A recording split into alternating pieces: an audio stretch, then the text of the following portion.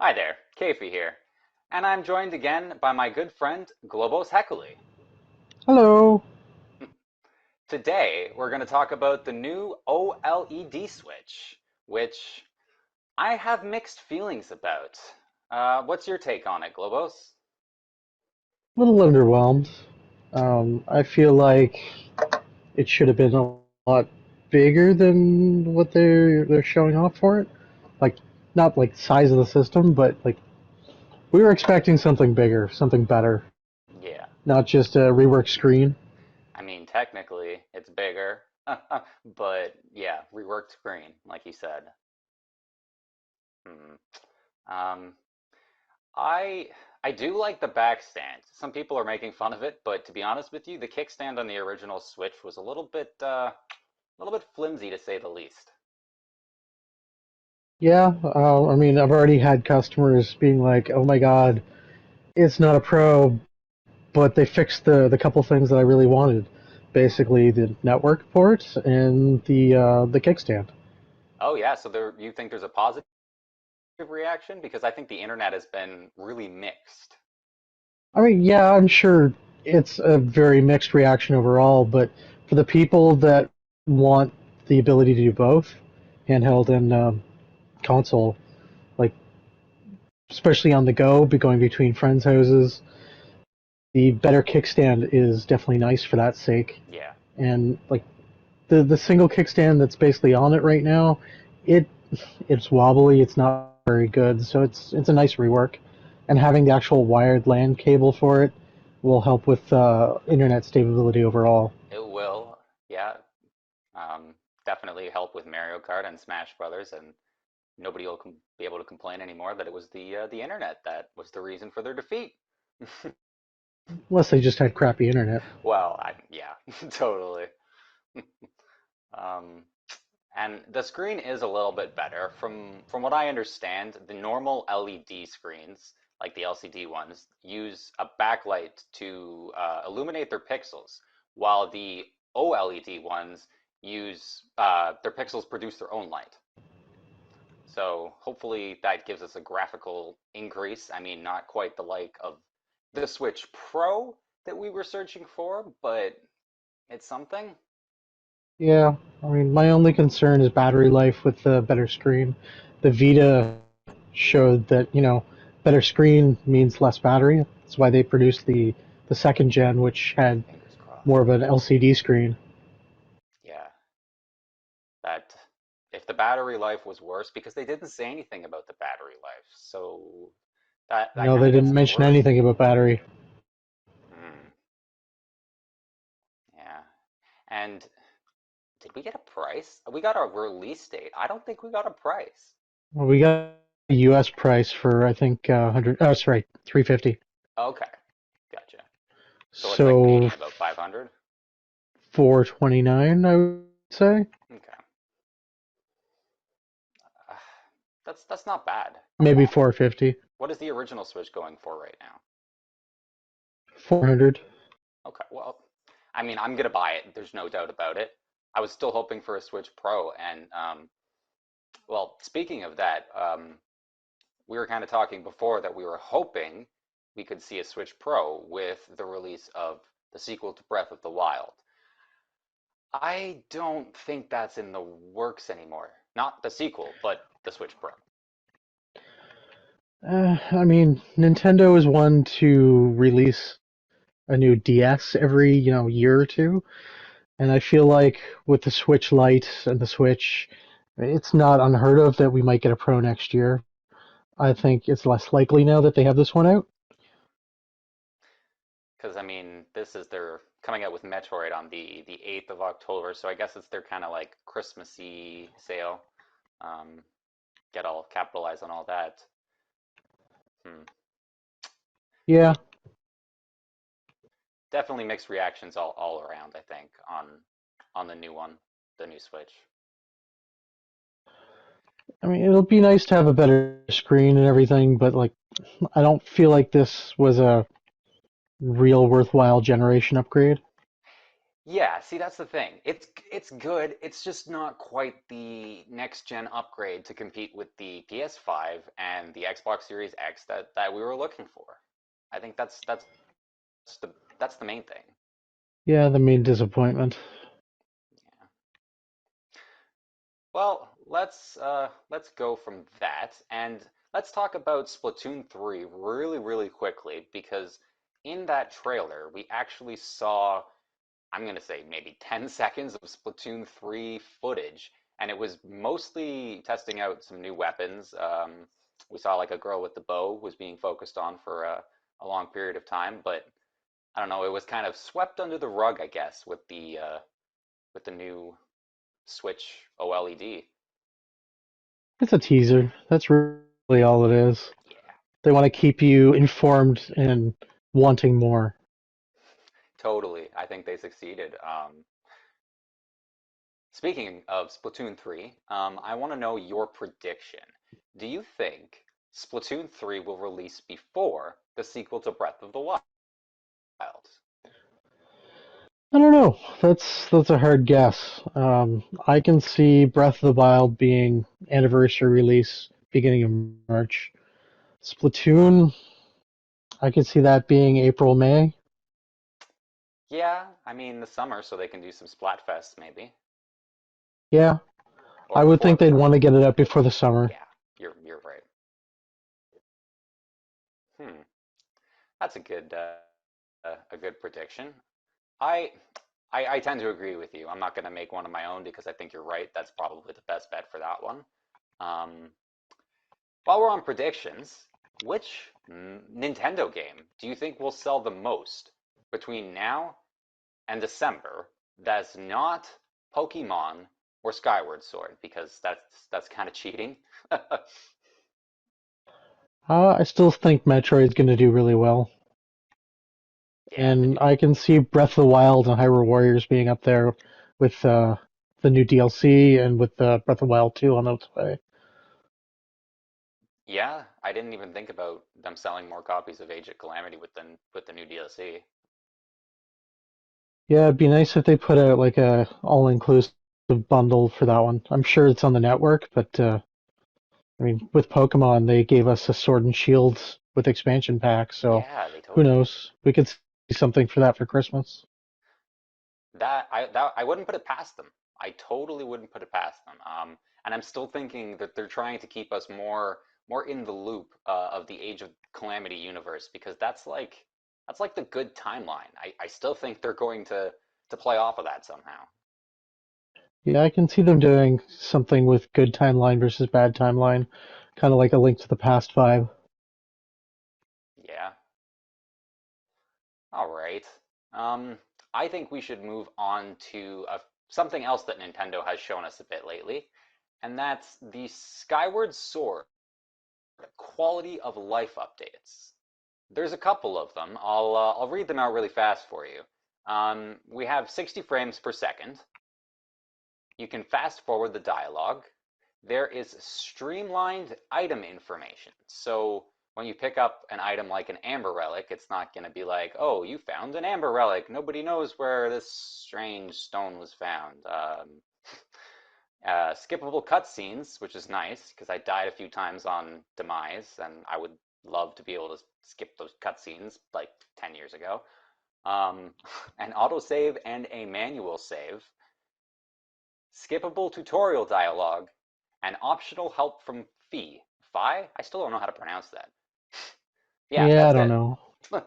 That's a lot of good stuff though. Yeah, it's definitely some good quality of life updates. I'm pretty impressed.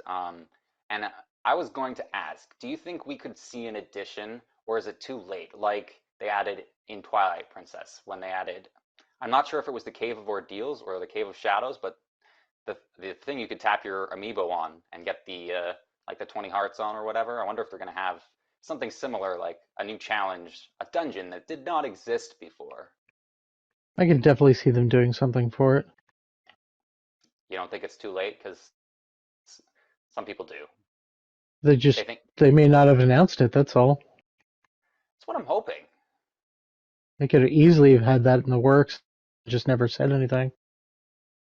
Yeah, I could totally see them fitting that in there, and then nobody knows until like they actually play the game, or maybe like 2 days before they they just kind of slip it in there. Who knows? We could get like a Nintendo Direct in the next week and have it announced that it's there, or it could be an update, a month afterwards, being like, "Hey, by the way, we didn't tell you this, but log on now and you have access to this now." Yeah, that'd be pretty cool. Wouldn't be the first I, time Nintendo did something like that. exactly, exactly. Um, while we're on Zelda, what timeline do you think the sequel will take place in to Breath of the Um, Wild? the way that the video looks, it looks like it's going to be more towards the Breath of the Wild timeline. And then, I mean, who knows? I really hope that we're going to get a link to the past, link between worlds kind of vibe, and have things kind of connect to each other between Age of Calamity and this.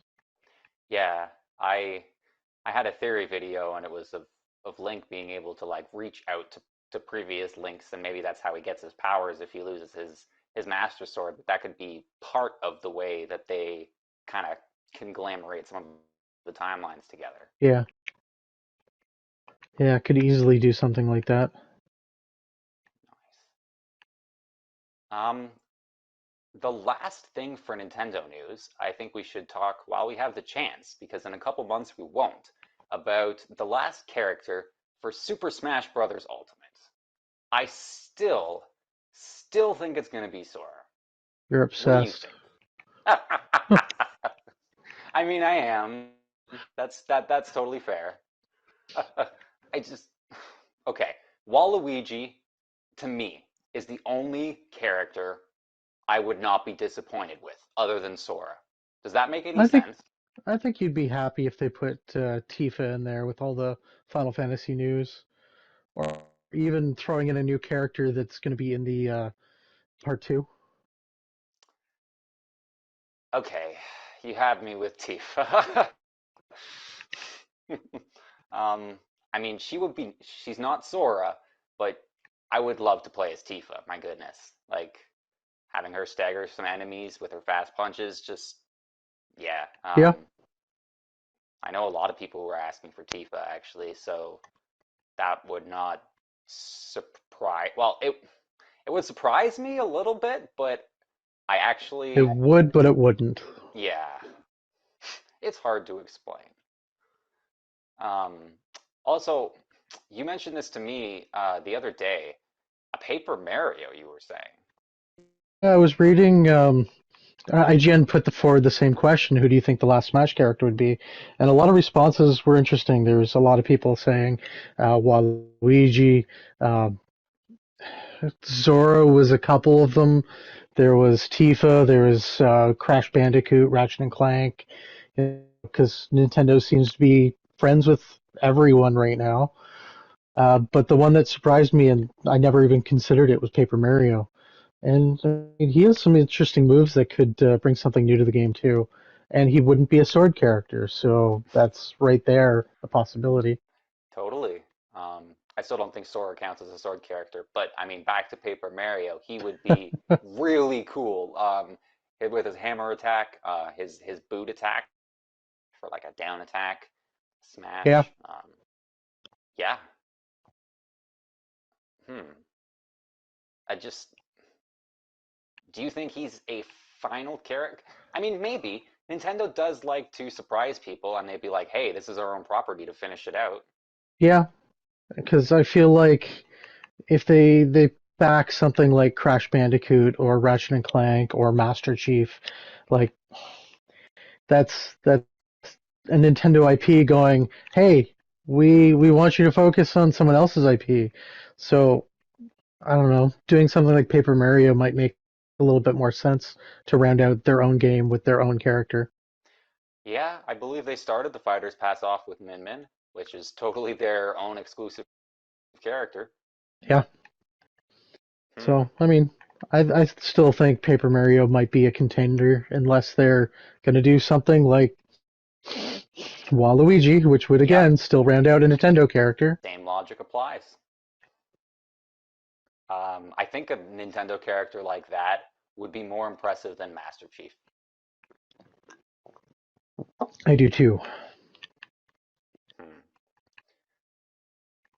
Um, I did want to talk about a few Square Enix related topics before we closed out. Um, did you hear that there is a Final Fantasy IX animated series on the I heard it from you. way? Totally fair. I mean, there's not a whole lot of detail on it. They say it's kind of aimed at children, but at the same time, it's got like co-viewing potential, I think was the way they phrased it. So I'm not sure if that means we can like watch it with our kids or our nieces and nephews or Well, Final Fantasy IX was a little bit more lighthearted, a little bit more cartoony. So yeah, I can see that being a little bit more family friendly and still being dark enough and adult enough that it could be both kids and totally. adult TV.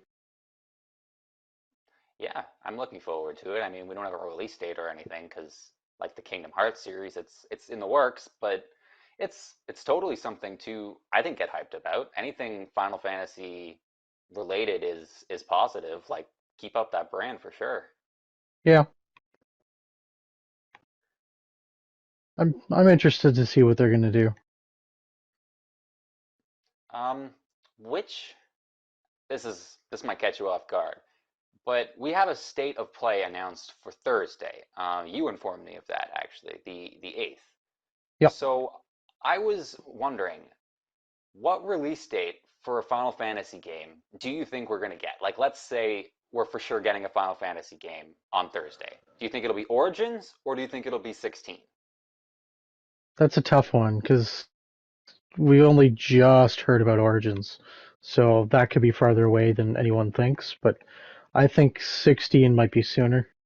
So just gotta wait and see. I mean, they didn't say that we were gonna get any Squeenix news, but there's a lot missing from E3 that I feel like the state of play might cover. Yeah, we were talking about that Square Enix and Sony and stuff could be saving a lot of their better properties for the state of play. Yeah, I think that's definitely something that could happen. Totally. And then the last piece of Square Enix news was that the co-director confirmed that Final Fantasy VII Remake Part 2 will indeed have an overworld, so like an open map.